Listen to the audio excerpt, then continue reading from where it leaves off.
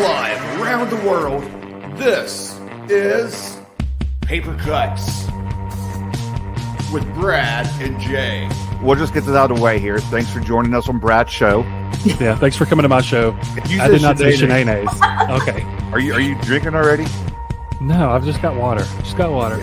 Always looking smooth, aren't you?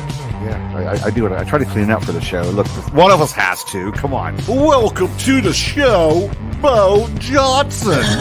It says Johnson. Live.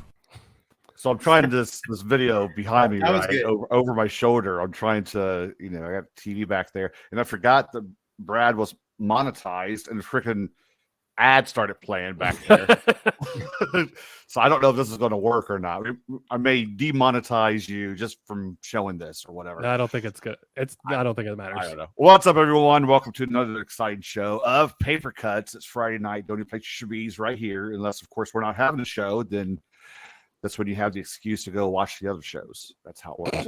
Right? Let's go with that. Over there is Brad. My name's Jay. That's it for us. Let's get to it. Joining us tonight from the wilderness somewhere in Canada. I don't know, is it snowing yet up there? It is 11 hours, 12 months. You may know him from his Bishop Ryder series of books where he talks about how to kill people. He talks about how Bishop Ryder kills people. let's just make that known right now. It's not a how-to guide, right? I know it's like we're going to talk about that because I think that line is blurred a little bit. Or you may know him from his TikToks. I'm hoping to get some sort of tutorial tonight because he's got some freaking awesome TikToks out there. I just like to say I'm almost 45 years old. I just keep saying TikTok. I feel like I'm down with the kids these days. Everyone, welcome to the show, Beau Bishop Ryder Johnson. Everyone, What's going on, Beau? Thanks for having me, guys. That was a great intro. I do what I can. After this, I'm done talking. It's all Brad now. That's all me. Beau, what are you normally doing on Friday nights? I know sometimes you're in the chat, so we appreciate that. Yeah. Oh, yeah. No problem. Friday nights, usually around here, just watching shows with my wife. And we just, we got a dog. So it's a little different Friday around here. Oh, yeah, that's exciting. Where's your dog? Yeah. Brand new puppy. Yeah. Escapoo. So first time dog owner. Where is he? He's upstairs. Oh, you could have brought him. I mean, yeah, you could have brought him. Yeah. When Max Booth was on, he had Frank running in the background. He had like a little ramp up to his bed. You could hear him running back and forth. Nice. So what brings you by? I just want to chat a little bit, do you? Sure. Yeah. I might have a new book out. Yeah. Yeah, you think so? Tell us a little bit about Bishop Ryder and this new book. Old Man Ryder. Old Man Ryder. Yeah. It's his last book. It's my last book anyways. So you say that, right? You say it's your last one. Well, right? no, I will always write, but I'm done with publishing. That's it. So it's his last book, last 25 stories of his life that go back to the beginning of his life or his struggle, hits the middle and hits the end. It's been fun. All right. Everyone, thanks for joining us tonight. We totally appreciate it. Until we meet again. Yeah. And so there's 4 books, right? 5 in total. 5? 5. Yeah. Okay. What's the 5th one? A different kind of hate. A better kind of hate. The Big Machine Eats. All of them to burn. Brand New Dark and Old Man Ryder. Yeah. Okay. So are all of them all Bishop Ryder, or are there other stories mixed in with some of them? Yeah. So hang on. I got a tutorial. Yeah. So there's 9 Bishop Ryder stories in here. 16 Bishop Ryder stories in here, along with other stories. And I believe 20 or 19 Bishop Ryder stories in here. It's like a map along test. with other stories. And then these 2 books are pure Bishop Ryder stories, 50 in total. So altogether, through all 5 books, there's 96 Bishop Ryder stories that make up his life. You couldn't come up with 4 more? I wanted to, but then it felt like I was phoning it in, right? So, and then, Sorry, the way. Side note, this over my shoulder is just not working the way I want it to work. So I'm just gonna turn it off. I was thinking it was going to be like a better effect or something. I don't know. Go ahead, Brad. So was your original intention to keep writing all these stories, or was he just a character amongst the other stories in that first book? Well, I always say my running story is after the fourth or fifth story, I knew I had a character with legs, so to speak. So, But yes. But I always thought it was just going to be collections of short stories. But then during the third book, I realized once I killed him that I could work spoilers, backwards. Spoilers, yeah. oh. Kill him in the third book, but there's 2 more books after. Yeah. So yeah, because I should say I write a story out of sequence. So that's the thing. Sometimes I go to the past, sometimes the future, sometimes it's the present, right? So that's one of the moves I get to do. You get to hop around in time. So when I knew I was going to kill him, I'm like, do I give him a blaze of glory, let him go out in a blaze of glory, or am I going to let him kill people for 40 years? And I chose 40 years of killing people. And then I worked backwards from there, and the last 2 books came out. Did you have any like certain inspiration for him specifically? Because for me, I liken him to like Punisher. He's very much like a Punisher. Oh, he's very much like Frank Castle. Yeah. Yeah. When I grew up, it was the Charles Bronson Death Wish. So those were always in my background. And then I found Marvel Comics and the Punisher. So it's sort of a blend of those two. But I knew I wanted to put my own spin on it. So that's what I tried to do. I hope I did it. But yeah, but you have to see the parallels between Frank Castle and Bishop Rider for sure. That was a little weird question. Any inspiration? Killers, Brad. Killers. I mean, that's yeah. What was it about him that you think drew you to writing more, as opposed to maybe some of the other characters from your other stories? I would say how he kills. Like Okay, all of a sudden it turned into this thing where I'm like, I don't want to repeat myself. So it's sort of in his signature. He chooses, like, some people deserve a little something extra. So he goes that little extra mile to give them the comeuppance they deserve. Do you have like a Rolodex of different kills you just hop into every now and then, because you got to one up yourself each time? Yeah, I don't, but like a writer like me, a lot of people do too. I'm always writing when I'm thinking, right? So I'm always thinking, or sometimes I look at something, I'm like, could that be used to kill? Oh, that could be used. So it's like that. And then I'm like, I haven't written about that before. But funny story, I put out a tweet yesterday that I wrote a story where I used 2 great whites to kill a person, and I'm like, the first time I ever did that. And then I forgot that I actually did kill someone by a shark. So I had to put a retraction tweet out there. Yes, I forgot I did do that. Yeah. So your next book is going to be the 101 non-dangerous looking household items that you can kill somebody with, right? You can kill someone with, yeah. So you're calling these short stories. Like I know when I read the last one, I'm reading this one. To me, they're more like journal entries, because a lot of first person presentation. So that's what's a little scary, that these are kind of first person journal entries. And then I put that along with some of the TikToks you've done to promote your books. So that's why that line between Beau Johnson and Bishop Rider is kind of blurred. Well, that's why I wear the mustache, right? So okay. You have that separation. I just wonder if you've been under investigation any at all. I have not. And I don't know much about Canada. Do they even care? Yeah. Or do they say we're a little lax? Yeah. Okay. The Mounties don't care. Yeah. We have a lot of property here. Yeah. Yeah. They tell you where you can bury them. In the comments, Jack Prince has a question. Hello, Beau. If you're continuing to write, where is the output going? Apparently, no one's ever going to see it again, right? Yeah. Well, I always said too, like before books and that, I used to send them out to websites like Shotgun Honey, Out of the Gutter Online. So if I can find someplace like that, I imagine I'll still be at Shotgun Honey every once in a while. Like I think I have a new story coming out soon from Shotgun Honey. It's sort of an addendum to Old Man Rider, just 700 words, and puts a little cap on the whole series, right? So that's probably where I'll go. Yeah. So I mean, are you going to do novellas and novels of other? No, I think I'm done. Just really done. Yeah. You don't think? No, I'll never say no. Don't get me wrong. I'll never say never.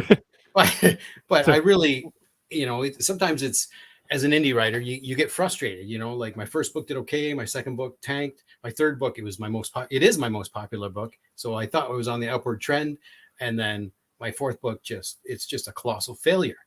But I knew as I was writing it that I'd write the fifth book, so I already had written it when I realized that Brand New Dark burned or tanked. So it's just sometimes it's just frustrating. Everybody wants to get their story out there, wants their words to be read, but So I just decided that's it. I'm going to take the heartbreak out of the equation. Do you think you'll ever try a different genre? Because Bishop Rider is crime, but you are also heavily into you're in the horror community. You pop up all the time there. Do you ever think you'll take a stab at a horror story or anything? Well, that's where I originally started, and I didn't have much luck with that until I found crime. And I found my voice in crime, right? I'm not saying that I can't transfer back, maybe, but I started out Monster of the Week, time travel, stories like that until I found. Actually, it was Shotgun Honey was the first stories I started reading about crime, which made me try and grab everything for crime at the time, right? Mm-hmm. Are you going to come back with a different name? Oh, yeah. You know, that's the thing. He's going to show up with the mustache and be like, "Hey guys, my name's Tom Smith, Richard Bachman." Yeah. It's Beau Rider instead of Bishop Rider. Yeah, Beau Rider. Yeah. Great. No, but it's been fun, really. Not many people get to do this. Like I thought I would never be published, right? And then I had a deal in 2015 with Double Life Press, and I'm like, this is it. And then they went bankrupt. I'm like, fuck, there's my one shot. But then 9 months later, Down and Out Books or Eric Campbell picked up A Better Kind of Hate. And so I know I've been fortunate. It just sucks sometimes. You can't, I don't have an agent. I'm my own worst enemy too. I don't have an agent. I write short stories, a short collection of short stories. It's the hardest thing to really sell, right? So I'm always behind the 8 ball. Did you ever have a desire to write longer stuff, or did you always just want to stick to the short stories? No, I tried once and I failed at it miserably. I just, like I've always said, I think I said to you before we went on, I am terrible at writing the boring parts or the stuff, the connective tissue. So I found with writing short stories and how I could connect them seems to work better for me to do an overarching narrative through short stories. Mm-hmm. Do you think you've gotten better at the boring stuff, quote unquote, since you've got 5 books in your belt now? You think I will have to say yes. I will have to say yes. Like my stories used to be on average come in at about 1,500 words per story, but now they stretch to anywhere from 2,000 to 2,500. So something has happened in the last couple books, but. So I would say yes. Do you start out aiming for that kind of word count for each one, or just let the story go with what it goes? Yeah, I'm a pantser. Yeah, it's hard. Some come in at 1,000. Like the one today I worked on came in at 1,000, right? And then last week there was a 2,500 one. So it's just where it goes or what the ideas is. Yeah. Mm-hmm. With the Bishop Riders, do you ever think you'll collect all the stories again in like one omnibus and do them in chronological order? That's a good question too. I've been asked that many times. The Big Book of Rider, and I will say no. Yeah, I will say no because a couple reasons. I like it how it's out of order, out of sequence, and then if I went back and did put them in chronologically, would it take something away from what I've done? And third, I'm probably going to find some mistakes. Right? So many timelines. I'm bound to have fucked up somewhere. Yeah. Do you have a pretty good idea of where you are in the timeline with each story? Like when you start writing it? Yeah. So I cut off his leg in the second book. So that's like my pre-leg, post-leg. It's both halfway through his life. Yeah. So he has Batista is his first partner and Jeremiah Abram is his last partner. So there's some overlap in between, but that's the clear cut. Yeah. I was going to ask you about the characters. I mean, you see a lot of characters moving along with Bishop throughout the series. Was that always set in stone when you first started? You wanted some reoccurring characters throughout, or? Well, I knew he couldn't do it alone, right? Mm-hmm. So he needed help. So that was the first partner, Bishop. And then I when I started killing these people all these different ways, I'm like, I can only do so many things. I had to have a guy that could build things, and so that was how Ray was born. He's the builder of right. Yeah, Ray's great. What's that? Do you have the time on for Ray too? I don't want to say what it is, but post this and pre this. Ray precedes everything from Kuwait when they were war buddies together. So he was always there, even though I didn't mention him in the first 10 or so stories until I brought him in. I retroed him, right? And then where was I? What was the question? Was that mine? Just having the other well, first the characters crossing over to each. Yes. And then I realized how big Bishop was getting. I needed money, so that's how Jeremiah Abram was born, who was the son of the man who killed Ryder's mother and sister. So I thought I'd do that. So the insurance money he got or whatever, he uses to help Bishop and work off his father's sins. So I thought that was kind of a neat idea. I think it's interesting that you chose, it's sort of a parallel with Frank Castle, where with Frank, it's like his wife or his daughter get killed or whatever it is, but now it's his mother and sister. So Ryder's like even more of a tragic character because he didn't even get the opportunity to have his own family. I don't know if you've ever thought about it like that, or was that the intention? Or oh yeah, that was the intention. And I've said this too before. I've written so many stories. I tried one time and failed miserably at this too, to give Ryder a love interest. And I'm like, fuck, this does not sound at all like Ryder. So I got rid of that story. like the dinner conversation would be very awkward for Ryder and his girlfriend or whatever. Yes. What'd you do today, honey? Well, bash this guy's brains in, and you got a little matter on you. Yeah. Yeah. Have you ever thought of taking any of the side characters and maybe starting a universe with them, going down that road, like their origin stories? I have. I like the story that I had mentioned earlier. It's coming out of Shotgun Honey. That's like what happens after Ryder dies from a character's point of view. Yeah, LJ wants a Bishop Ryder omnibus too. I saw that. Yes, it's been, well, again, I'll never say never, but I just the reasons why I don't want to do it. I don't need something else to fixate on, like the mistakes that I've made, that I might have made. I don't know if I made them, but I'm pretty sure I have. I don't know. I think you have another book in you. Pre-leg, pro-leg might, pre-leg, post-leg might be the. That's just the name of the book. That's the name of the book. That's the next title of your next collection. That's the next title. Yeah. We'll go with that. Well, any news on the anthology cover art? Cover art, no. Anthology, I think we have I've been given about 10 stories so far, and some have knocked it out of the park, and some really don't understand Bishop Ryder like I thought they would. But anyways, it's still going to come out next October. So I think the cutoff is the end of April we made.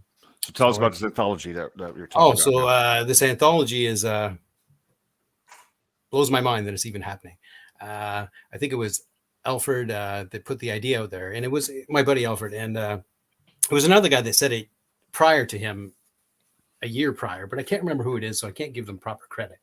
But he said, what if we did an anthology of Bishop Ryder stories? Other people write it. So I put a tweet out there, and then it was phenomenal, the response that we got. So I talked to my publisher, and they agreed. And so me and Hector Acosta is going to help me edit it. And yeah, if you want to send me a story, send me a DM. It's like Bishop Ryder, the multiverse or something. Yeah. Yeah, it's going to be about about 20 stories. That's what we're shooting for. Yeah. And so some of the stories that I got so far come at Ryder from an angle I never even imagined, which blows my mind. I'm like, oh, why didn't I think of that? Right. It was so good. Yeah. So with that, did you give them certain guidelines? Like it has to be within a certain time frame, or are they allowed from beginning to end to do I have about two pages of guidelines, and I'm like, use them all, use none of them, use some of them. You do what you want. Yeah. So I just give them the guidelines of the pre-leg, the post-leg, and the names of people, and Culver City, right, where this mostly takes place. Yeah. So are they allowed to do it from Bishop's perspective, or he just has to be in the story? Yeah, he's just got to be in the story. They can do it from perspective I got was from the guy running from Ryder, which I've never done. Yeah, that was one of them. Yeah. One of them takes place after Ryder dies, decades after Ryder dies, which was pretty cool too. That's cool. Yeah. So it's a perspective of like a bad guy, where, I mean, you look at Bishop Ryder, is he a good bad guy or a bad good guy? I say he's just one rung above the people that he kills. He's murdering, chopping up rapists. Right. I can see how people think he's a good guy. I certainly do, but he knows he's not, but he just can't stop doing it. Right? Well, I mean, so a bad good guy. I mean, he's killing the people that need to be killed. I agree, but he's a little shifty and dirty himself. So Oh yeah, and he's kind of someone that started out with maybe like the best of intentions and just kind of lost his soul along the way. Well, I think it was taken from him. Yeah. And he's always said it's never been about saving people. But writing a story from the point of view of someone he's trying to kill, I mean, those are some dirty, nasty, dark people that he kills. So I mean, that's got to be pretty deep. Oh yeah, it's got to be. There's a reason I chose this. Write that. Yeah. So what is, you say that a lot, the it's never been about saving people. No, it's been about stopping them. Yeah. Mm-hmm. Yeah. So is it, No, you it's, feel I like- always said it's a by. If you save someone, it's just a byproduct of stopping someone, right? So he looks at it that way. because a lot of the stuff, you know, there's already the victims for these people, so you can't save what, you know, someone that's already been victimized. So it's about stopping them from doing it to somebody else, I guess. You got it. What made you go down this road to make your main character of the series of books this kind of person, this kind of dirty, gritty person that is just as bad as some of the bad guys he's killing, though? Well, I mean, how's that? Yeah, like I said at the beginning, I didn't realize until the fourth or fifth story that this guy's got legs. I'm writing about the same guy. But in those 4 or 5 stories, I wrote him at the beginning of his career, and then all of a sudden, I'm writing about this old man and his partner who's dying in a bed, and I realize it's Ryder and Batista. So now there's all this time between, and I'm like, well, this stuff's got to fill up in there. So why he's got to do this? He's doing it, and he still is just a surly bastard at the end of his life. He was at the beginning of his life, right? So he was just a little more. I can't even say brasher because he stays pretty consistent as he gets older. Like I always say, like his partners too. Like Batista fought him at the beginning. Like he knew it had to be done, but he didn't want to be part of it. And he came around and he ends up doing just as dark things as Ryder. But Jeremiah, when he came up, he's a He seems to enjoy it quite a bit. Yes, he does, doesn't he? Yeah. I like sort of the monologue. I'm assuming it's Jeremiah, the monologues that he gives a lot. Like when maybe Ryder's like standing behind him and Jeremiah's like the talker, the one talking to him a lot. Well, that's what I said. When you write stuff like this in these short stories, it's so hard to give exposition sometimes. So I choose that's not Jeremiah actually, but I call him my unnamed narrator. Okay. He works for Ryder, but he's sort of the guy before the guy, I call him, right? Yeah. He's holding him until they show up, right? So okay. So, I mean, I always assumed it was Jeremiah. So it's another unnamed character. I've never named him, but yeah. Okay. So I mean, since we're putting to rest Bishop Ryder, just go totally opposite. Write a children's book.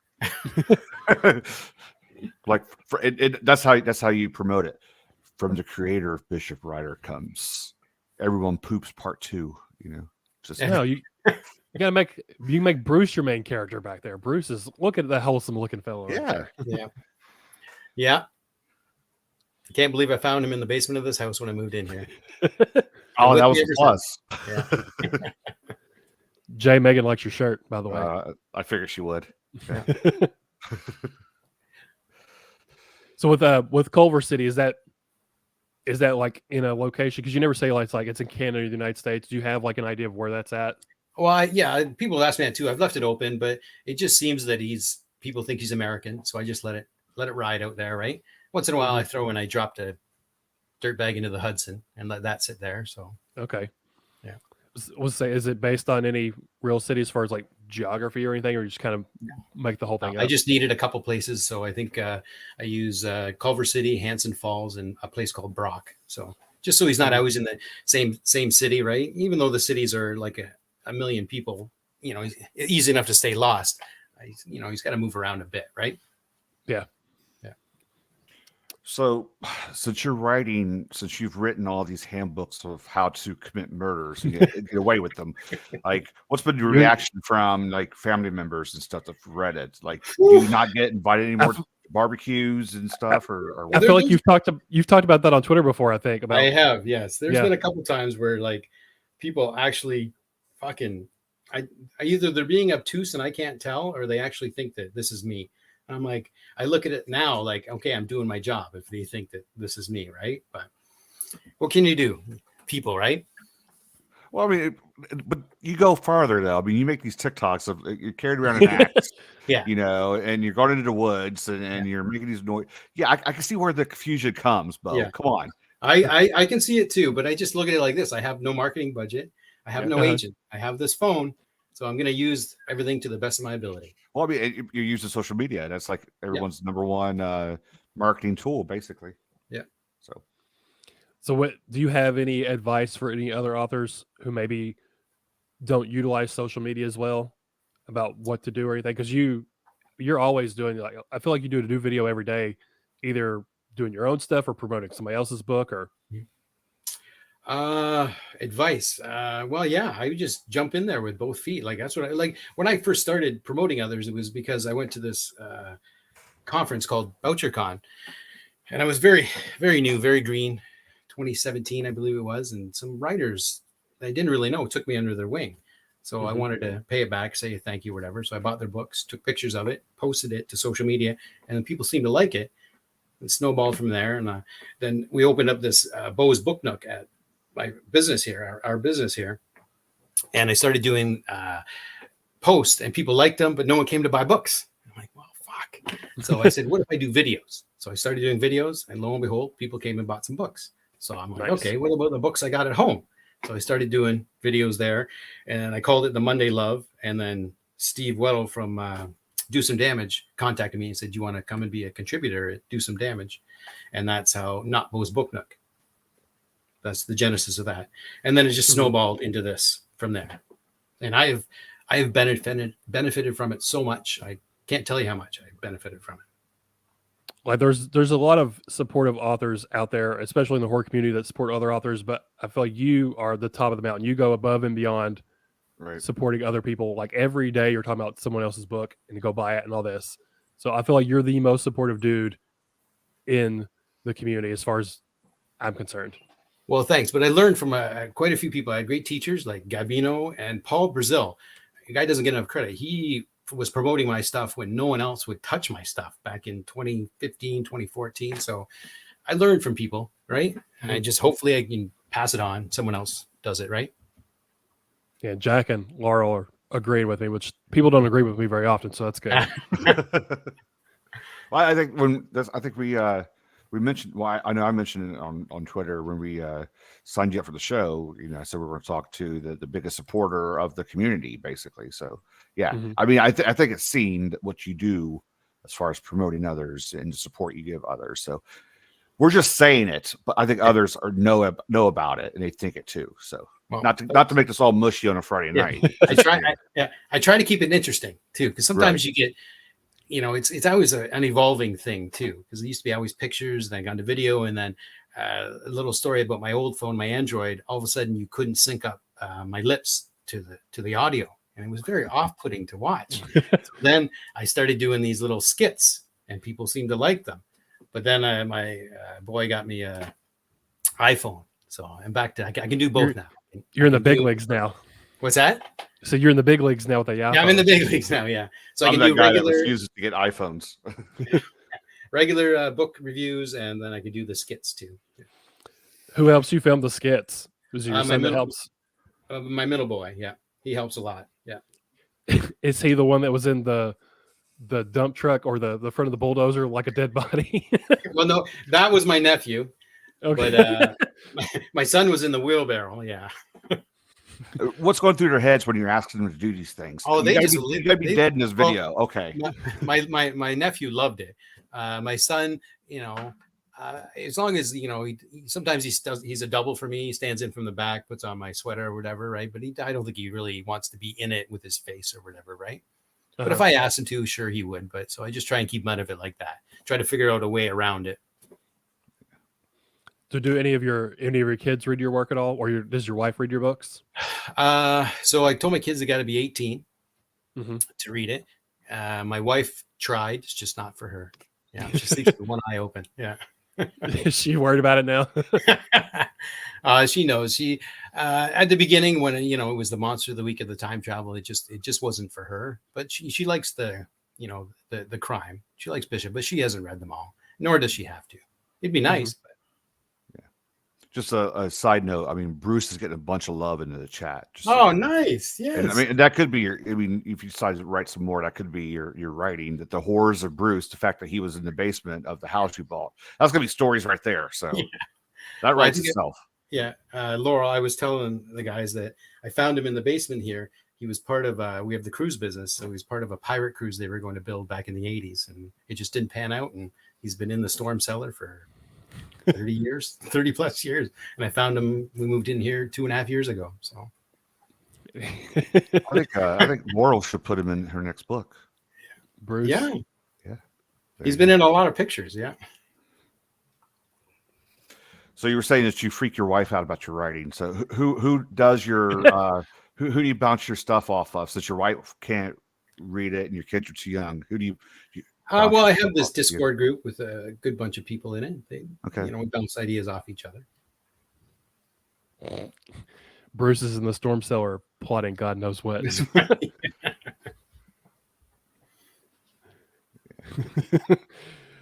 So with the stuff you're writing now, is it still crime stuff, or have you done some horror stuff, like the stuff that you wrote after you finished this book? Or you kind of going all over the place? Yeah. Or? I didn't. I didn't write for. Well, I finished Old Man Rider last November, and I didn't write till maybe I got COVID in August. So I was laying in bed for 7 days, and I started writing again. So I hadn't written for 9 months, 8 months. So like I said, I'm a pantser. When the idea strikes, I will write. So sometimes that was the third time I hadn't written. There's been a couple other times, maybe 6 months between stories, but this was the longest. But it's crime when I'm writing again. Yeah. Have you written anything before you started releasing the Bishop Writer stuff? I mean, when you were younger, anything you might want to revisit? Well, no, because that's the thing. Like I wrote one in my teens, so no, you wouldn't want to see that. Fuck no. Well, you can fix it and change it. Fix it. There's a couple out there. I think it was Alexander Graham Bell and Elijah Gray, and it was a time travel grandfather paradox piece of crap. But anyways, I've always said Stephen King was the first book I wrote, Misery, or wrote. Yeah, I wish. Read, and that got me hooked. So I started writing in my teens, but then, alcohol gets you in your way, buds, bars, girls, and then all of a sudden wife, and then kids. So I didn't get back to writing till my third boy came along. So that was, what was that? 34, right? 35. So at the beginning, there's stories are out there. The ones that when I restarted, there's some that are in my computer that can probably just stay there, but the majority of them are out there. Yeah.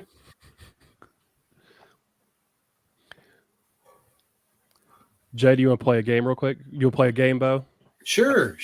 I'm up for games. Is it a drinking game or just a regular game? Well, I mean, you can make it a drinking game. We can make it a drinking game. Yeah.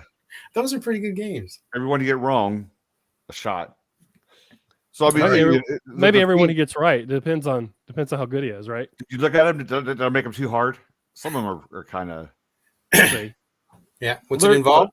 So, crime movies. Oh, okay. Since we're talking about crime, you're writing crime and all that stuff. So, do you want to ask? Laurel screaming, "Make it a drinking game! Make it a drinking game!" Yeah. We should just invite Laura on right now and see who can drink who under the rug. Bruce would definitely win. Look at him. Yeah, the stamina on that guy. Look, he's got no arms. Yeah. You get to pour his shots for him. So we'll do some crime movie trivia here, okay? Sure. Yep.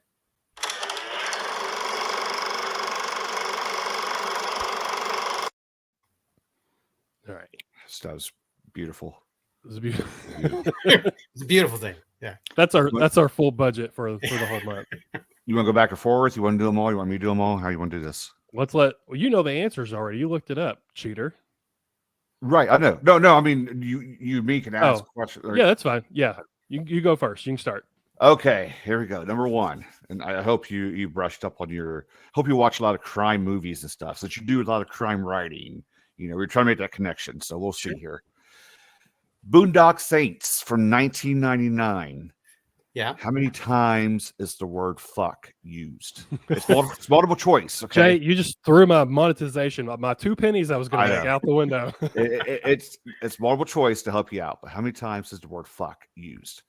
Is it A, 246, B, 144, C, 321, or D, 98? Let's go D.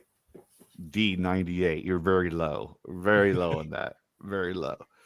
It is reported that the word fuck is used 246 times in this movie. That's a lot of fucks. How many people are going to go back and watch that sometime this weekend and start counting them? Not me. I kind of want to. I kind of want to. I don't know if I believe that answer because I feel like they say the Wolf of Wall Street's like number one with the F word. Or that's probably 250. I don't know. 247. Yeah. So, all right, we're starting off great. Go ahead, Brad. Yeah. So if this tanks, this is Jay's fault because he picked the question. Okay. He always gives me hate because the questions I pick. So this one's pretty good though. In the movie Goodfellas, the "I am funny" scene was improvised by which two actors? Am I funny? See, not I am funny. It's the presentation, man. Come on. Were they two like Ray Liotta and Joe Pesci? Yeah. Yeah, Ray and Oh. Joe Pesci. Funny, Who's got this a isn't- guy? funny how? Funny. Do you so for you, Beau? Do you like good? This isn't one of the questions, but do you like Goodfellas better or Casino better? Damn, that's tough. But Goodfellas. Goodfellas. I think Casino's underrated. People don't give him enough credit. Yeah. It is. No, I agree. It's a good movie, but I think something about Goodfellas. It's always going to be it. Mm-hmm. Now I got one for you. What about Tombstone or Unforgiven? Tombstone. Yes. Tombstone's pretty good. Yeah. All right. I don't think you're going to get this one. This one's kind of hard. Kill Bill Volume 1. Talking 2003 here. The tune that Elle Driver is whistling in the hospital is from which 1968 movie? Is this multiple Jay. choice? No. Ah, The reason I put this one on there because I remember when the movie came out yeah. and she was whistling it. Everyone was like, "Where's that from?" So this 1968 movie got a little bit publicity during that time Yeah. because Kill Bill came out, and Well, I haven't seen it since, so I can't. No. the movie's Twisted Nerve. Now, how many people are Okay. going to go back and try to watch that this weekend? Look for Never even heard of that movie before. Well, you were like 5 when Kill Bill Volume 1 came out. So No. What year did Twisted Nerve come out? Yeah, I was totally not alive in 1968. 68. No, I wasn't alive. when Yeah. Kill Bill Volume 1 came out, 2003, you were like 5. No, So I was you- I was at least 11, Jay. At least 11. Right. Rebecca just fired me from trivia, by the way. Oh yeah. I'm one of This- 3. You'll probably get this one. In the movie Reservoir Dogs, who does nice guy Eddie arrange to be seen by a nurse named Bonnie? It's multiple choice. Multiple choice. So we got multiple choice isn't gonna help because it's just all the Mr. Color people. Is it Mr. Well- Pink, Mr. White, Mr. Orange, or Mr. Blonde? Oh, yeah. So who does nice guy Eddie arrange to be seen by a nurse named Bonnie? No. Pink? Mr. No, Orange. try again. Pick another Who? color. Color? White? Pick Mr. another Yellow? color. Orange. Mr. Orange. And by the way, that Bonnie character is also in Pulp Fiction. Just as side Is she? story there. As the Oh, same is she? character. I think so. At least the name and there's some kind of connection. I think. So I I've mean, only it's Quentin seen Dogs Tarantino. once, but I've seen Pulp Fiction 4 or 5 times now. Yeah. Jay, this Okay. next question, is this a crime movie question? It is a crime. Home Alone is a crime movie because were they not trying to break into the house? They were. Right. Okay. Don't get me wrong, I love Home Alone. Home Alone's In great. Home Alone, what does Kevin find in a box when he's in Buzz's room? I think there could be more than one answer because he finds multiple things in there. Okay. Well, I haven't watched Vibrator? it. in a while. What? In his brother Buzz's room. What That's why version of Home name's Alone is Buzz. that? I haven't seen that in years either. Harmonica? I don't know. I think you're thinking of Bone Alone, or I don't know. That works. Yeah. Buzz's girlfriend. Hey, come on now. This was like last minute stuff. Okay. He goes, "Oh yuck!" and throws the picture. Yeah. out. Oh, You got- okay. He found like I still comic don't books and- recall it, but okay, yeah. He found like comic books and firecrackers and stole his money out of there. And Yeah. Okay. all right, Jay, this is going fantastic. In the movie The Naked Gun, when Frank opens his refrigerator and sees expired food, what year did the mayo expire? Jay, what is this question? Who is paying attention to what year the mayo expired in this movie? These are questions actually. Okay. Okay, it's 79? multiple choice. There's been talks about these questions, though. Have there? Who's talking about these questions? Fans of the crime world cinema. Okay. Oh yeah. It's multiple choice, Bo, so I'll help you out. So, Okay. Okay. did the mayo expire in 1974, 1988, 1985, or 1982? What year did the movie come out? The movie 88. came out in 88. 85. No, I'll give you a hint. It's the same 74? year.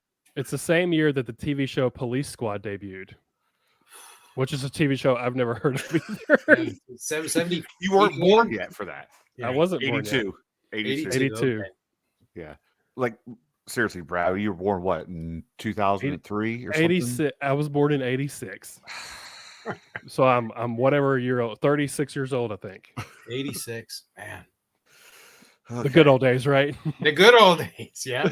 Look, Ellsbury just flat out called me out. The worst trivia ever. So, I mean, you am I go 1 ahead. for 6? Just go ahead and kick Ellsbury out of the chat.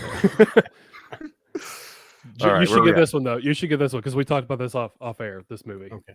Did we? Or I was rebooting. Okay. Yours rebooting. Silence of the Lambs, 1991. Still, Brad was not born yet. Silence of the Lambs. Anthony Hopkins won an Oscar for his role of Hannibal Lecter. What is the total amount of time he's on the screen? 55 minutes. It's multiple choice. Okay.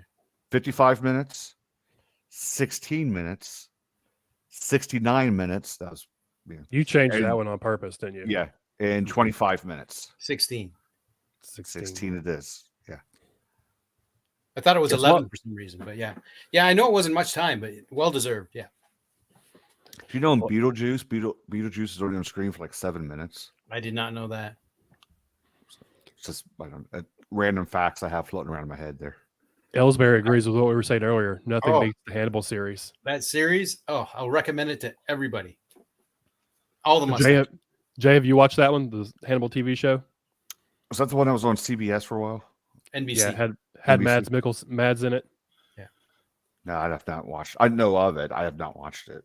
Oh, you're missing out. Yeah. It's not as good as Star Wars, but it's I pretty don't good. neglect my kids, Brad. I don't know. It's pretty good. All right, this is an easy one. Easy. Okay. In Scarface, Tony Montana arrives to America from what country?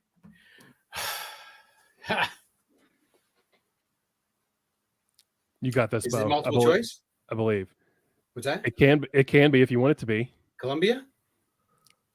We'll do multiple choices. Is it Colombia, Cuba, Puerto Cuba. Rico, It's or Cuba. Guatemala? Cuba? Yeah. I think I had some help there. Yeah. Or you get two Scarface questions back to back. Oh yeah. Where we at? Scarface, 1983. Again, Brad, you need to go watch it. I've got Scarface, dude. I've seen it. What was used to kill Angel Fernandez when a drug deal goes wrong? Multiple choice. A chainsaw, a baseball bat, a gun, or a knife. Ooh, I can't remember. I'm gonna go When with the bat. drug deal goes bad, it's very. I'll say it's a. I'll give you a it's hint. You don't a- actually see it. You just see the blood splattering. I'm gonna it's say a- chainsaw then. Yeah. It's a weapon that Bishop Ryder likes to use. Yeah. Oh yes, he does. Yes, yeah. But his is probably on fire or something when he uses it. Jay, even Laurel says these are the hardest questions ever. All right. In the movie The Godfather, the original 1972, what are the names of the blood-related sons? What are the sons' names? Is it Sonny? And I've never seen this movie, so I don't know. Never seen Have you The really? Godfather. I don't believe you. You never seen Godfather? I've never seen it. No. Oh my god. What? Well, I'll just tell you since you've never seen it. Yeah. You got some homework to do, and he's gonna miss the last one too. So Yeah. Great job, Jay.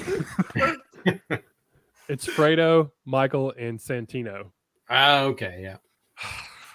I worked hard on these questions. And the final one is in The Godfather. Where did I'm not even gonna read it because that's a spoiler. He hasn't seen the movie.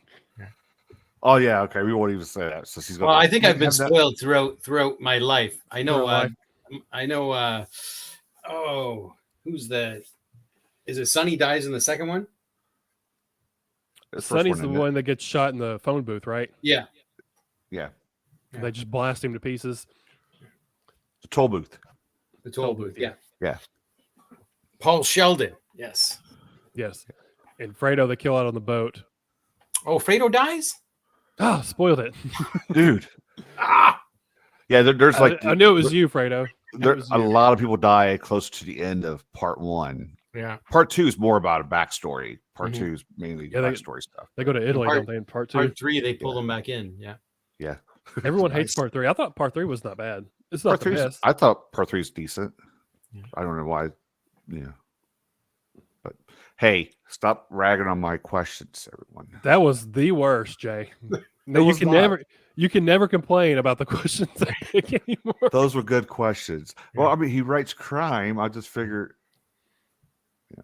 Okay. So have you just never had a desire to watch Godfather? You just never got around to it. Oh yeah, I just never got around to it. And then when the kids came, we just never got to it. I figured eventually they'd want to see it and I'd watch it with them. So, Mhm. but it hasn't happened yet. But like I said, we watched Silence of the Lambs. Thank you, Laurel. It insists on itself. It's- That's a Family Guy reference there. Yeah. If We you watch Silence of the Lambs, Silence of the last Lambs, week. I think you could do Godfather with them because it's not worse than Silence of the Lambs. I don't think. Mhm. Well, it's not even that. It's just their interest in it, right? Oh yeah, Yeah. It is a Family very movie slow night. 3-hour movie. Well, It it's is. like I said, with Silence of the Lambs, like there was not a phone picked up. Like that doesn't happen very often. So you always know you got a good movie. Yeah, Godfather series. I mean, they're kind of slow. I think part 2 is pretty long. Part 2 is like an hour longer than part 1. I think, isn't it? I mean, they go They're back. they're all about 3 hours long or so. Yeah, they go back to some deep history in part. They go back 2. to the motherland. Yeah. What would you think about Bishop Ryder becoming his own series of movies? You ever I've been think of asked that question too. Yeah, Okay. I would love it. Oh, You know, Jack wants to know too. Yeah. Oh, who would cast in a Ryder adaptation? Well, I've said that ever since I saw that Punisher Warzone. Ray Stevenson has been in my head, and I've always said Charles Bronson would be like an old man Ryder, right? Just a little less hair, but. And I've always said Jeremiah would Timothy Oliphant. I picture in my head when I write him. I like him. I like him a lot. Yeah, and Gleason, I always picture as Batista, and then I can't remember the actor of Ray, but I saw him. He was on Game of Thrones, and I'm like, I think that's Ray. He doesn't wear socks. Yeah. So, anyways, Who did he play on Game of Thrones? What was the character in Game of Thrones? Jorah. Jorah Mormont. Okay. Yeah. I could see him as Ray. What is this Game of Thrones you're talking about here? Don't even start. I I think haven't watched Now it, so- that ended poorly, but for the first 4 or 5 seasons, that was some great shit. that's when it turned bad. Is they outshot the book. The books were over, Right. they didn't have anything else to go off of, and they just were making it up. Yes, and that's the problem. Yeah. It sucks.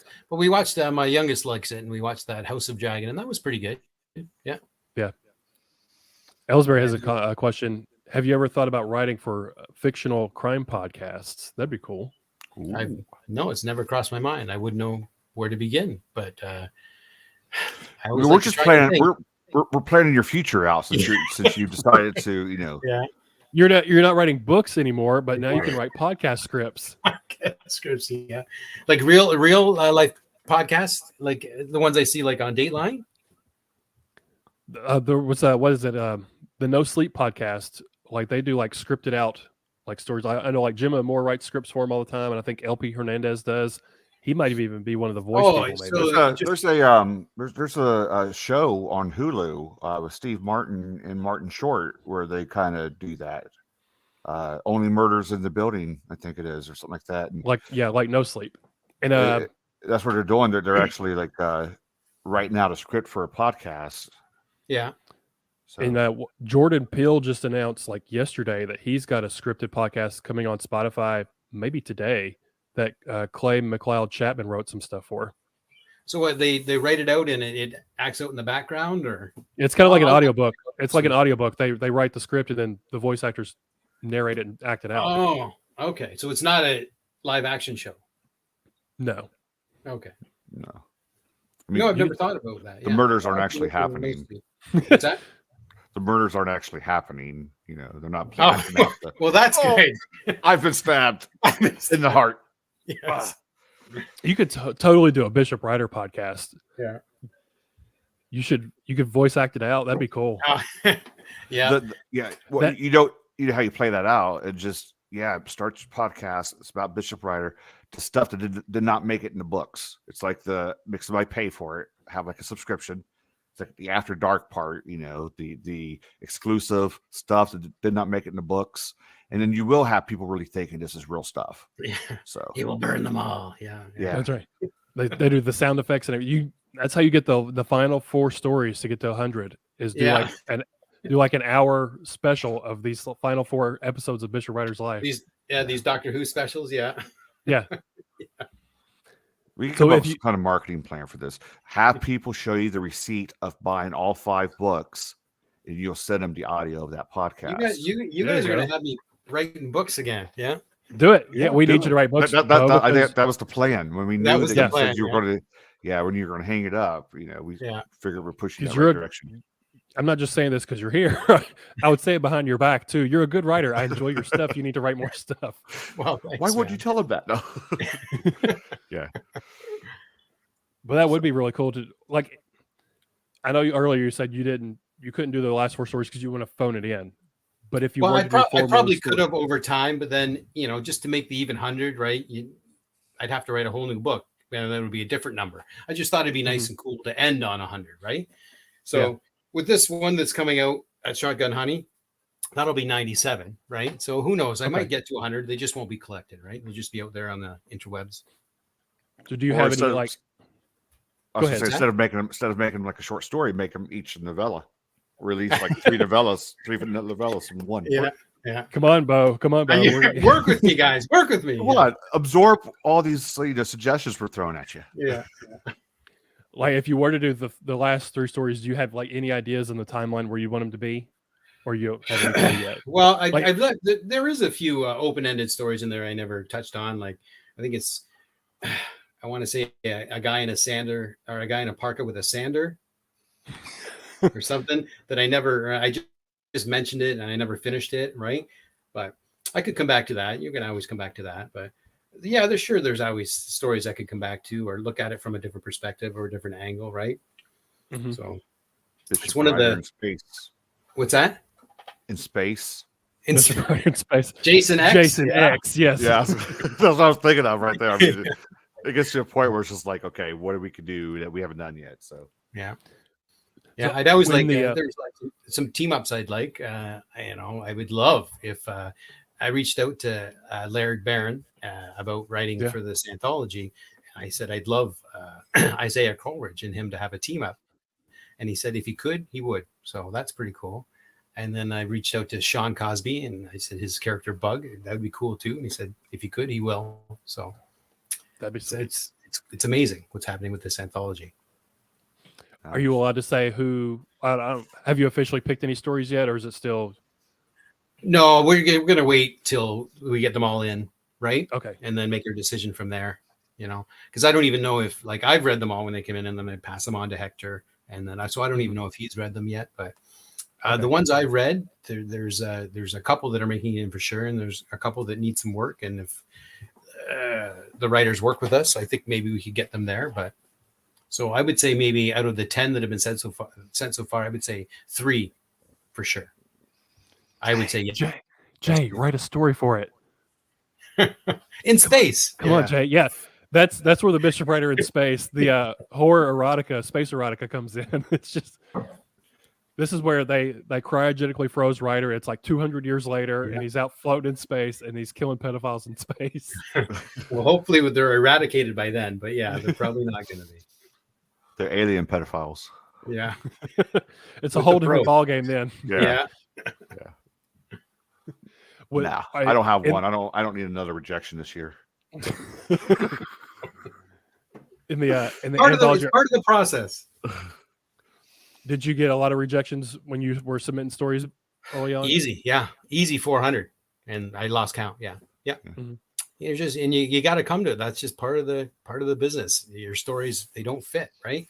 I remember one guy said one of the writer's story, why is the 2 guys in it have 2 B names? And that's why they rejected it. I'm like, all right, whatever. And then it got picked up whatever months later, right? And they were fine with guys with 2B names, right? I'm like, Batista and sometimes it's Bishop. weird. Sometimes it's just form rejection. Sometimes you get something like that, right? So, Uh-huh. and it's like I said, I'm never going to be everybody's cup of tea. Not everybody likes a guy that chops up rapists and pedophiles, which I understand totally, right? Yeah. I kind of dig it, but Was there ever anything from any of those rejections, like constructive criticism at all, that you took to heart and applied going forward at all? I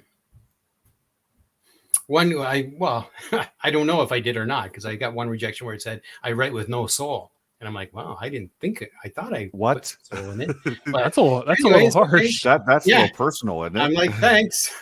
But anyways, that story got accepted next too. So I don't know. It all depends. Whatever. It's a crapshoot, I guess. Right. Mm-hmm. Yeah. What So, the I would probably like respond to that one. Like, screw No. you. Well, sometimes at the beginning too, when they reject me, I said, well, thank you for your time. I'd back, but I learned that that's bad etiquette.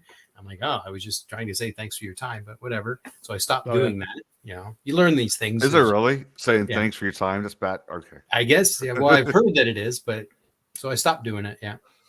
I mean, I want to say you don't know good taste, or what? just move on. And then, like, a year later, I'm like, oh, yeah, you remember that, do you? That's not. and then that editor floated your name to all the other Yeah, editor exactly. friends, and then you get all the rejections. Yeah. Oh well. With the anthology, are you going to do a story for the anthology, or are you just going to let it be everyone else doing it? Yeah, I'm done. No more writer. Yeah, not in print anyway. We're going to squeeze another writer story out of you before the show's over, Beau. We're gonna start a petition on Twitter.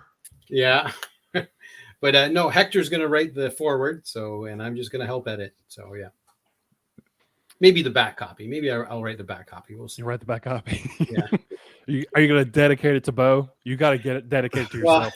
I'm running out of people to dedicate books to. I said, so I dedicated the last one to everyone. So yeah, we'll see. Maybe I'll dedicate it to Bruce. There you go. Yeah. Bruce, Beau, Bishop, Batista. Too many B names, Beau. So here's what you could. Yes, I haven't changed. Here's what you could do, because you've. I know you said that the last book bombed before this one. You got some core readers that have read all of the books. So now that Bishop Writer's done, so you say, have those people write how he has affected their life. That's a book in itself. That's a different kind of anthology. So yeah, and then run it by my publisher. Yeah. So you mentioned a few people that you want to do like a team up Bishop and one of their characters. Aside from that, has there been anyone else you want to do a collaboration with, not Bishop Writer related?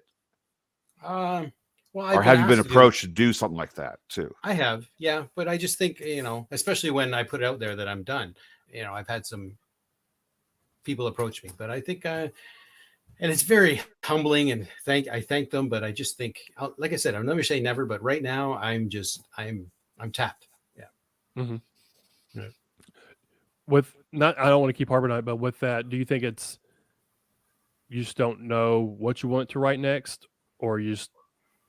No, I think I'm just tired of the grind or the hustle, right? Oh yeah. Now, if I had an agent, maybe that'd be different, right? So, but I don't, and like I said, I put myself behind the 8 ball doing it short story, right? I've come to the conclusion. I thought that maybe in time, like because the attention span is so short nowadays, that short stories would work, but still, you got to have the novel, I think, right? I think I don't know novella, about the novel. I think the novella really works. Yeah.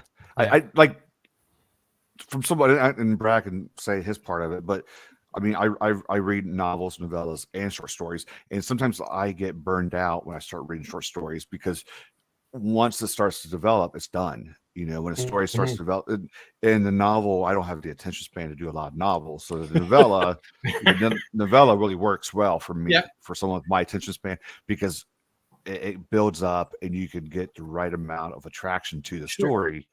Where sometimes a short story, you're like, 20 pages, you're like, well, damn, I wanted like 25 more pages, Well, that's why I tried to hedge my bets by doing it this way. And I thought, after the popularity of All of Them to Burn, that 2 full books of just plain Bishop Rider would do the trick, but I was incorrect. And maybe they like the other stories more than Bishop Rider. I don't know, but there was a disconnect between the popularity of All of Them to Burn and the crash and burn of Brand New Dark. Now, we'll see what happens with Old Man Rider. I don't know. Maybe I'm just, my even books take a dump and the odd ones are fine. I don't know. I will say for me, because I was telling Beau off air that I think it was back in September I read King's Fairy Tale. It's 500 something pages, and I think that put me in a reading slump or book burnout, whatever you want to call it. But reading these short stories in Old Man Rider, I feel it's getting me back into it because it's something quick I can digest, and I've hit the goal, I've finished it. I don't have 400 pages left over, so I think that's got me back into reading normally, consistently again. That quick, something I can finish quick. So I think it just depends on what your mood is. Maybe if the short story is working for you, if you want to read a longer book. Because for me right now, the short stories are what's working for me at this time. And I always love short stories anyway, but specifically right now, it's helping me get over the book burnout or whatever you want to call it. Glad to help. I call them little punches to the jaw. Hopefully they work. Jay's review is going to be, they're a kick to the balls. That's his tagline. That's my youngest the other day said, kick him in the zipper, and I don't know if I didn't know if I should have laughed Kick him in the zipper. Kick him in the zipper. Or asked her where I did ask her where she got it from. It's one of those young Disney shows. She's 9, and when she said that, I was like, are you kidding? Like, and my oldest daughter was in the car, and her friend was in the car, and we all just started laughing when she said it. Like, kick him in the zipper. We're like, yeah. So that's gonna be my new tagline. I like that. The zipper. It's gender neutral. You're just kicking whoever in the zipper. Yeah. Because there's always a zipper there. Well, maybe not always, but anyways, yeah. That's just a little story time for you. Yeah. So with the crimes, is there any other crime books you like to read? Like, I know you're always recommending stuff, but like, who are like your top tier? Like, you should read this person in crime. Oh, Cosby for sure. Laird Barron for sure. Gabino Iglesias. Well, King. King is where I started. So, but I don't. Yeah, there you go. Look at that. I own those two as well. Good. Yeah. Yeah. There's a lot of great stuff out there. Did you like King's crime stuff, like the Mr. Mercedes and the Outsider and stuff? Well, okay. I think I talked to you about this too. The Outsider. That first half of that book, I'm like, this is fucking so awesome. And then the last half let me down. So an 8, right? But then Mr. Mercedes, I like the first one. I didn't really care for the second one, I think, which was Finders Keepers. Finders Keepers, yeah. I like 2, but I would say that first one was the best. So I can't say that, I like Joyland. I really enjoyed Joyland. But I don't know. Some of the classic thing, like The Stand, It, Pet Sematary, The Dark Half, The Dark Tower, like that stuff's always going to be with me, right? Like I remember when I first read Eyes of the Dragon, and when I realized that Merlin was Randall Flagg, like fuck me, like that just blew my fucking mind, right? Hey, that's a spoiler. I haven't read that. Is a spoiler. Sorry, Jay, you're never going to read that book. That's a fantasy one. That's fantasy, yeah. Yeah, I probably won't. I remember I was working nights at a grocery store when I was 18 or 19, and I was reading The Dark Tower, The Gunslinger, and then I got to the end of it when he's talking with Walter. Now don't spoil this one though, Beau. That's too good to spoil. No, I won't. But he's just talking to Walter, and he says how he look at our world as a blade of grass and a field of grass, and it sort of it opened my mind, and I'm like, my mind was blown again, and I was hooked ever since. That's one of my favorite lines. Is there are other worlds than these? Oh, I love that. Yeah. Because literally, the bookshelf, wherever it is, bookshelf, there's all those worlds on there. Yeah, you go into. I will not forget the face of my father for sure. There you go. I agree with you on the Outsider. Like the first half of that was like great, but then he lost it with like the supernatural entity that. Is that a spoiler? Sorry. Yeah. Well, I don't know if he lost it. That's where I didn't think it was going, but I guess looking back, it had to go there, right? It just wasn't. It wasn't what the first half was, and I think that was the job. I remember reading the first half. I'm thinking, okay, how is he going to pull this off? You know, and I was like reading furiously, like trying to get to where it gets pulled off, and the way it does, I'm like, oh, that's such a letdown. Really, to me, it was. So, well, it's spoilers. Like spoilers for the book. It's supposed to be whatever that entity is another creature that is like Pennywise. It's another one of those creatures. Shapeshifter. Shapeshifter, yeah. Yeah. Mhm. It's like another spoiler. I love Under the Dome. I love it. It's just the ending is just not my cup of tea. That whole book was so long and so good until I'm like, really? We're ants under a. I get it. I get it.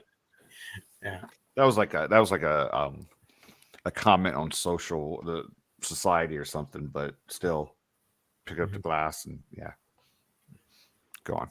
But still, he's written so many great books with so many great endings. I can forgive the ones that I don't really care for. Right. Yeah. Yeah. So have you always been he's getting close to his death, which is going to suck. Hopefully he's got 20 more years. But when he does, and if we're still here, I imagine how many trunk novels he has. Yeah. It might see the light of day. Who knows? Do you think he has a bunch? Because in the back of these ones, like he says he finished writing them like the year before. Yeah. I think he probably over the course of how many years, yeah. If he gets one every 3 years or whatever, right? Think about that over the 40 years or whatever, right? You got to wonder, like, who is actually going to be in charge of his estate, and if he's got something written out, like maybe he's got something in writing that says that once he is gone, you can release this and this and this, and and it could be like a whole another 100 books after that. Who knows? Or he might say burn them all. Yeah, he might burn them all. Yeah, no one's reading this. Yeah, I'd say Tabitha would be in charge if she's still around at that time. I would say, yeah. I mean, but she's or got Mr. King's wife. I can't believe some people on social media sometimes. Her name is Tabitha. Yeah. Tabitha King. She's also an author. She's got books. Yes. Yeah. And both of his sons. I think he has a daughter too, but I don't think she writes. I might be wrong. No, I don't think she writes. Yeah, I think she's a minister, if I remember. Yeah. That's odd. That's kind of odd. Yeah. So yeah, how's that? She's like, "Hi, I'm a minister. My dad is Stephen King." The looks, yeah. I think it's Naomi, isn't it? I think it's Naomi. But did you read a lot growing up, consuming a lot of books? Oh well, the whole thing that got me started is I got a job at a grocery store and I bought my brother Misery for his 13th birthday, and he wouldn't read it. So I'm like, "Fuck you! I'm gonna read it," and I've been hooked ever since. Yeah, like it was voracious, right? And then, like I said, life gets in the way, and then you get back to it, right? So. Mm-hmm. So brother didn't even library read upstairs. What's that? Brother didn't even read his own birthday present. No. Yeah. Yeah. You open it like, oh, you got me a book. Okay. Yeah. Great. Well, yeah. You got to think of it. He was 13, but I've been like all proud of myself. I'm like, I got my own money now. Right. I'm making $4.55 an hour at this time. And I bought him a present and he could care less. But yeah, you think back, of course, he was 13. Yeah. Was he not a reader though? You just happened to get him a book? Yeah. He was more into guitar, but he's a reader now. Yes. Yeah. Okay. Does he read He's your actually stuff? a minister now. Yeah. Yeah. Does he read your stuff? Does he read your stuff? Oh yeah. He's my first set of eyes. Okay. Yeah. So he helps me. He edits, and then we send it to Down and Out. It goes through the editing process there. Comes back. He reads it again. I read it again, and then we send it back. So let me ask you: since you've written all of these books with Bishop Writer, what has changed for you as far as your style, or has it gotten stronger? Or in some of the later books, do you see a change yourself? I would say I've gotten stronger as a writer. I think it's like a muscle. You're just flexing it more and more, right? But like I said, I have bouts where I don't write, and then I'm like, am I going to forget how to write? And of course, you're not going to forget how to write, because I've always been a big adage of writing begets writing begets writing. Because if I finally get an idea and I start, it usually tumbles into something. I've always said with Bishop, especially Bishop, I write a story, it's open to a prequel or a sequel as soon as I write it. Right. The way I write it, right? So I'm fortunate there. And it doesn't always happen that way, but it's when it does, I'm like, wow, man, I just knocked off 8,000 words in 3 stories, right? Right. And you were mentioning earlier that Brand New Dark bombed, right? Yes. And not to bring up old wounds or anything, but it got some reviews. Oh no! Trust me, it is my most reviewed book. It amazes me the disconnect that it's such a bomb, but it's got the most reviews I've ever had in my life. So how often do you actually look at the reviews, and what do you care about? How do you feel about the negative ones compared to the positive ones? Wow. Do you read it? Do you read every one? Does it really even matter to you as far as Oh yeah, what people are saying about it? Or? I know how people say they don't read reviews. I read reviews. I do. Okay. I like it when people dig it. When people don't dig it, what are you going to do? I'm not everybody's cup of tea, right? So I got to deal with it. I got to live with it, you know? Now, if it's one of those assholes like it came folded from Amazon and they give me a 1, fuck you. Like, that's not my fault. Whatever. You know, I got to live with that too. Yeah, really. Has a crease in it. It didn't come from my house. I mean, yes, it didn't come from my house. Yes. Or a 1 because they didn't receive it. How's that on you? But they don't care. They don't fucking care. I'll claim with Amazon and get it replaced. You know. Yeah. My favorite one is when they give it a 1-star review because the book has deckled edges, and they're like, the machine ain't my pages up in the book. But like, no, that's how it's supposed to be, you idiot. Right. Yeah. There was that one, and there's one I saw of Stephen Graham Jones for his book, The Only Good Indians. They were offended that he put the word Indian in the book title. It's like, do you not know anything about this author whatsoever? Yeah. They do not. No, obviously. No, apparently no. Yeah.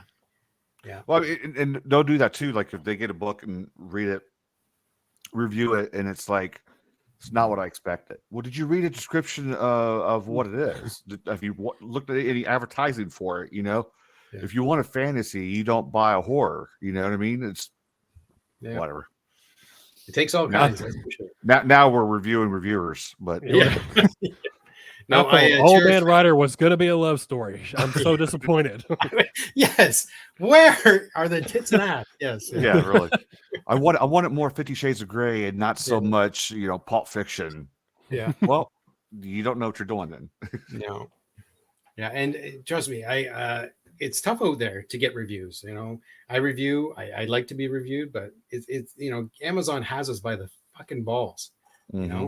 If you have to, whatever the certain algorithm, you have to hit 25 reviews or 50 reviews or 100 reviews. I don't know what the fuck it is, but it's just so hard. And I get it. People already bought your book. They don't want to review it too. I get it. But so it's nice. I cherish each one that I get, They're so picky with their reviews too, because like I normally just copy the one I put on Goodreads and put it over on Amazon. But if I say it's like a kick to the balls, Amazon's not going to post it. They can send it back to me, say, "Hey, you got to change something. We can't post it." I'm like, and they don't even tell you what you need to change. Yeah, which drives so me you're up looking the wall. And usually the ones I put on Goodreads and the ones I put in my videos, those are real, true, my feelings, my reactions. So I'm like, yeah, it fucking blew me away, But if I put that in Goodreads, it works, or in my videos, it works. If I put it in Amazon, they're like, no. So now you have to write 2 reviews. Yeah. Or curb the way you write a review, which you shouldn't have to do. Yeah. I'm pretty sure for your brand new Dark review that they declined it at least the first time. And they don't tell you why. There's like, it violated our policy. And they just give you this giant list. Like, well, that tells me absolutely nothing. Yeah. I think I finally got it on there. I had to edit something out, but it was probably something dumb like kills or something stupid like that. I don't know. Yeah. They don't ever tell you why. I'll be the first to admit, I forget, because you can't. With Goodreads, you could put up the review before the book comes out, because I get a lot of ARCs. I forget. You can't do that with Amazon. And I'm like, shit, this book's been out 2 months now, and I forgot to put my review up for it. So, so I tried to do some, because of going back to Brand New Dark and Old Man Rider. I said I had to change the way that I released a book. I have to do something. If I knew this was going to be my last book, so I wanted to change it. So I finished it last November, and I think at the beginning of December, I approached everybody and I'm like, this is not a clean edit. It's as clean as I can get it, but I'm just trying to do something different for the release. So I sent it out to the world, and that's 11 months before it was released, I think 10 months. Mm-hmm. And I sent it out to 25 people, and I've gotten 5 reviews from it.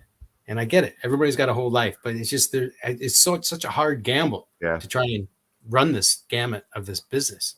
Right. So I don't know what else to do. Like this new book, it's got 12 reviews now, or 12 ratings, reviews mixed. And so that came out 3 weeks ago, and The Big Machine Eats came out 4 years ago, and it's got 9 reviews.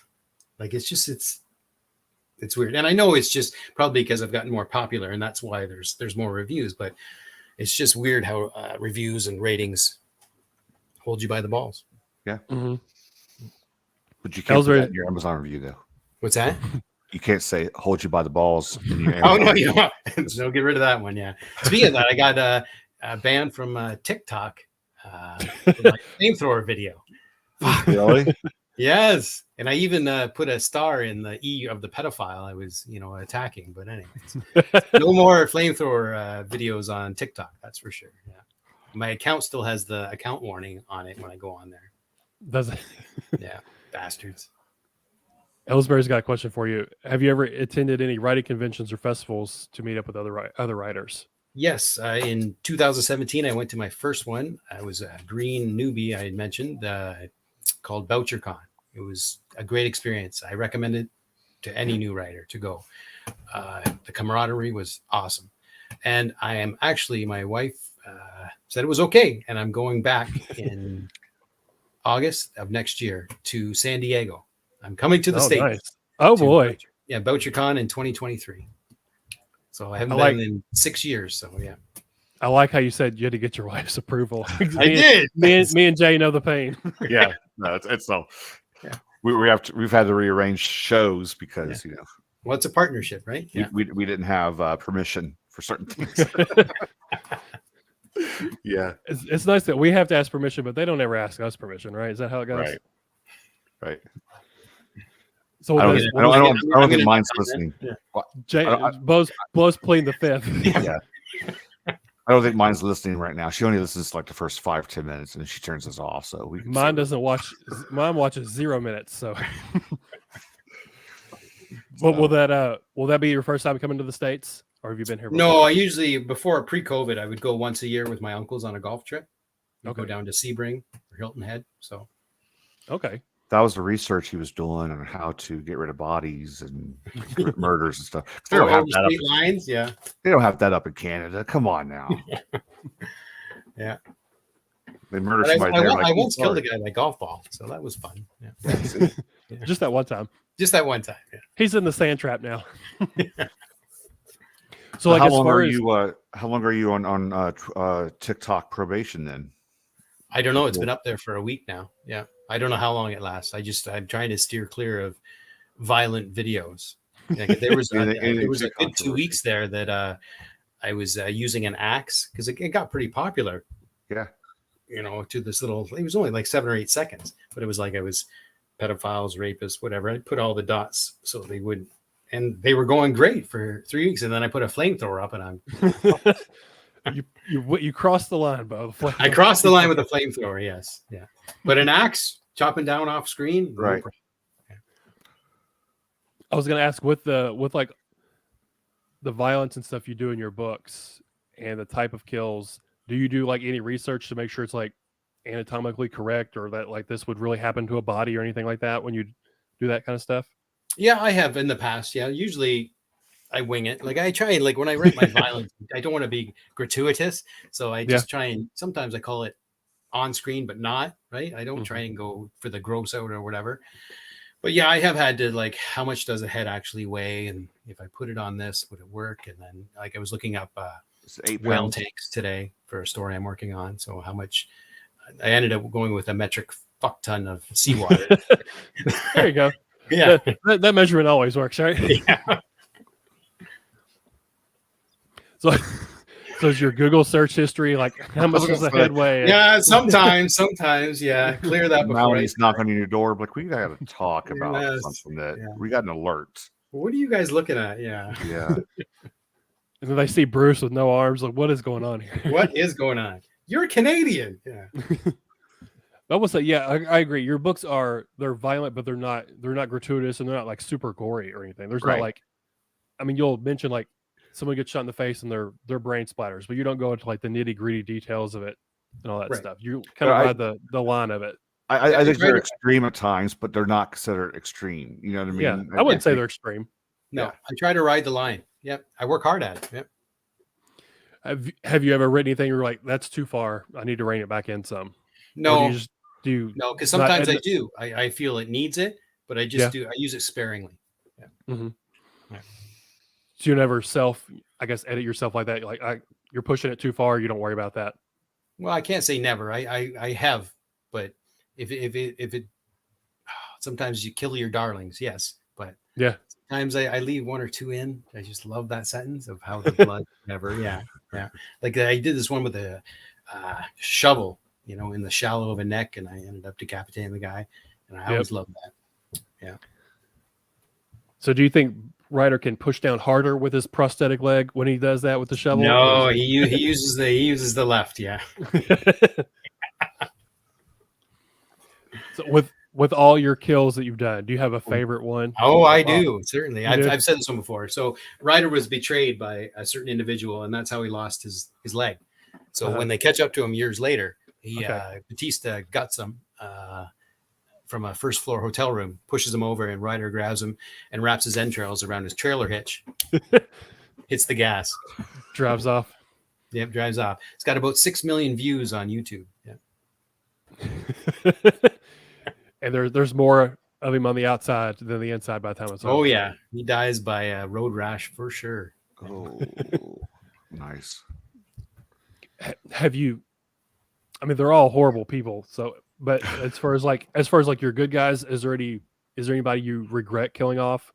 Maybe not regret killing them, maybe killing them off when you did. Like maybe you wish they would have stayed around longer. Well, there's one thing I do regret early when I wrote them, Batista and Ryder as old men. Batista, he'd got dementia and he was dying of cancer, and he was getting throat fucked by an orderly in a Good Lord, Beau. And a night nurse. And I'm like, as I look back at it, I'm like, did he deserve that? It created story, but I felt for the man.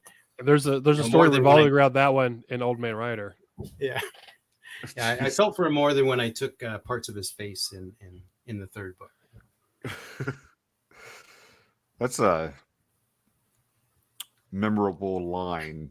That may be a good place to. We're definitely demonetized now, right? Yeah, that's probably a good place to start wrapping things up. Talking about. I will say Friday night. You talked about earlier that all the stories are out of sequence or out of order, but the way you write them, it's not confusing because you'll say, well, this is before the time Batista's face got messed up, or this is after the leg got chopped off. So you always write something in the story that sort of places you in the timeline, and you do a really good job about that. Because I think otherwise it could be really confusing. But you always have those milestones of this is before this happened to such and such character, and this is before the leg or after the leg. I think you do a really good job of letting us know in the timeline where we're at. Great, thanks. Because I work hard at that too. Yeah. Well, you have to especially when you get so deep in the narrative, right? Yeah. As I start winding down, I do want to know one thing. Like all of these, and we touched on it a little bit earlier, all of these different kind of kills, and you try to keep them all straight in your head so you don't repeat yourself too much. But where are you normally, or what are you normally doing when you think of some of these? Like, are you just standing in line at Tim Hortons? You know what? Yeah. Molten hot coffee and eyeballs. And I mean, do you write it down? Do you have a tape recorder? Are people watching you say that into your phone while they're calling the cops? Or funny story. Yeah. So anyways, I never used to have a phone. I've only had a phone for 7 years now, 6 years. So it's much easier with notes, because usually sometimes beside my bed, I'd have a pencil or whatever. I wake up at night, but usually it's like one time I'm driving my oldest boy to basketball practice, and we're going over a bridge. And all of a sudden I envisioned two guys chucking a guy into a train that was coming. And I'm like, why are they doing that? And like, what if he survived? And that was how the genesis of one of the stories in, I want to say it's in my second book. So anyways, that's how usually, or standing in the shower and just thinking, or just driving, right? Sometimes I was driving before we lived here, I was driving to the boats, and there's a silo on my right on the highway. And I'm like, why are those two men fighting on the silo? They weren't, but that was in my head. I'm like, why are they fighting? And what if they both fell off?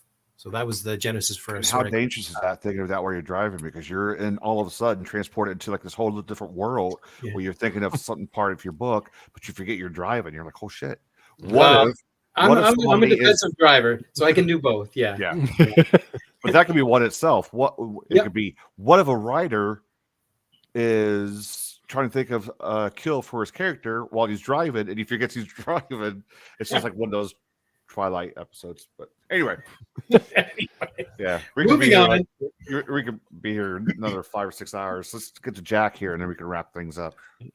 Any more folks out there are unable to disconnect the writer from the character? Well, it's only happened to me twice in my life. So one was from a guy I went to high school with, and another one was, I think it was at a book signing. And after whatever the book signing was, it was more of a like God thing, and you can't write like this. It was really weird, but it's only happened to me twice. Mm-hmm. Nobody's outside your house protesting or anything, right? No. Okay.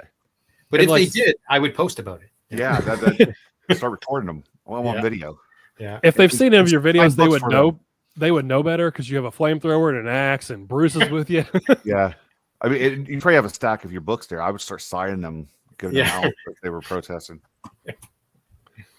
But like, a lot of the writers in the horror community are like the nicest people, but they write about like the most deranged, messed up situations. And it's like, just because someone writes about this doesn't mean that's how they actually are, or what they think, or what they believe in. Because look at it as excising our demons. Yeah. Because like what's her name? Like LJ Doherty, he was here earlier. I don't know if he still is, but he has a book about Nazi hunters with Nazis in it. And I know he doesn't agree with all that stuff, but that's the story he was telling. So because your person is killing people and murdering people, that's not who you are or what you are or anything like that. So I don't get that. I don't get where people, because you write this way, you must be that way too. I don't. Right. That's a weird connection to make, I think. It is the disconnect between, like, look up the definition of fiction, right? But I get it. It's happened where I've seen the video or the Datelines or whatever. I think there was one in CBC that a writer was trying to live out his screenplay by actually killing the guy. So I get it. I get where it can go.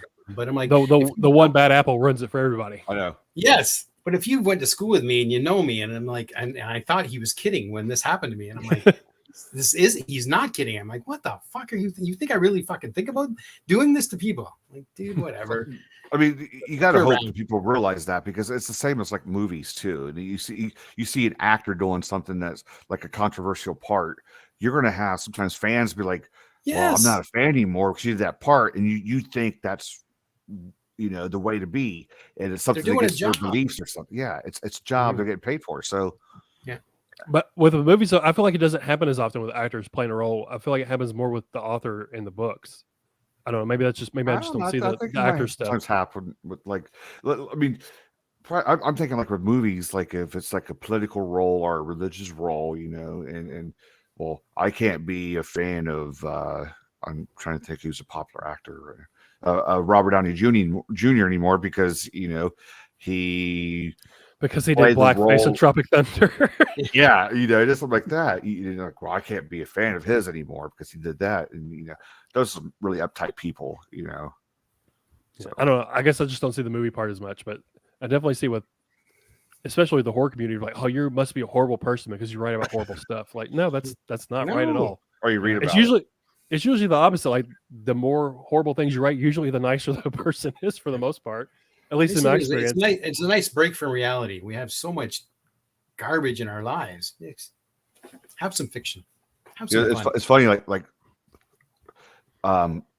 rock bands. Some of the heaviest rockers, they're the nicest people too. So it's just like, it's just weird the way it works. Yeah. That's enough. What do you guys think? Well, I want one more thing with your stories, because they are dark. You are talking about horrible people doing horrible things. Is it hard to get out of that mindset? Like, do you get sort of delve into that, and like, do you go to like a dark place when you write and you have to like step away and go outside and smell the flowers or anything, or does that not really affect you like that? No, I can't say that I do. Okay. You don't have to go watch My Little Pony or anything like that to make you happy. No, I don't. Yeah. Okay. No. Because I mean, there's some we've talked to before that were like, yeah, we need to get out of that headspace after a while. Yeah. So no, I can't say that I've ever had to do that. Good. All right, as we start, that's good. That's a good place to end it, because I would say that would be a dark headspace, because every story is murdering somebody. Oh yeah. No, sometimes I try and change it up, right? And sometimes the murder comes right at the beginning, sometimes at the end, sometimes the middle, sometimes there's 4 murders, sometimes there's 100, right? So I try to change it up. I try to keep it interesting, like my TikToks, I guess. Yeah. Speaking of TikToks, where can people find you? Beau Johnson 44 on both Twitter and TikTok. Beau Justin Johnson at Instagram, and Beau Johnson at the old Facebook. The old Facebook. Oh, Facebook. What about your MySpace? Never mind. Poor, That was a joke. poor Tom. Tom. Yeah. Was it Tom? For the, Is that what I put up today, Tom? Yeah, Tom. All right, so that's good. What's up with Tom? Tom on MySpace. He was Yeah. everyone's #1 friend back in the day. And he never blocked people, and he never. You guys are cutting out now. Disfriended people. Yeah. Oh, Tom on MySpace. Yeah, that's old. Are we losing? Hopefully Twitter are we doesn't losing implode. Beau? Yeah, I think I've lost you guys. Okay, It's been fun. well, Thanks for we're having me. there. Yeah. For our special guest tonight, Beau Johnson, like you said, you can find him everywhere: Twitter, TikTok, all kinds of places. And it's sad to hear the end of Bishop Ryder, but all good things come to an end. Just like this episode. That's a wrap, guys. See how I play that in? That's Good how the job, cookie Jay. I crumbles, did. all That was that good. stuff. That was How the good. cookie crumbles. Yep. I'll say if you like vengeance stories, if you like vigilante justice, if you like the Punisher, go check out Beau's work because you get a little bit of that in all of his stories. It's really good. Cool. Thanks, Brad. Thanks, Jay. Till we meet again, everyone. Take Beau, care. Glad you got to see Thanks us. for hanging out tonight. Bruce, thanks Yeah. for coming, dude. Stay safe. Jay, I love you. I know you do.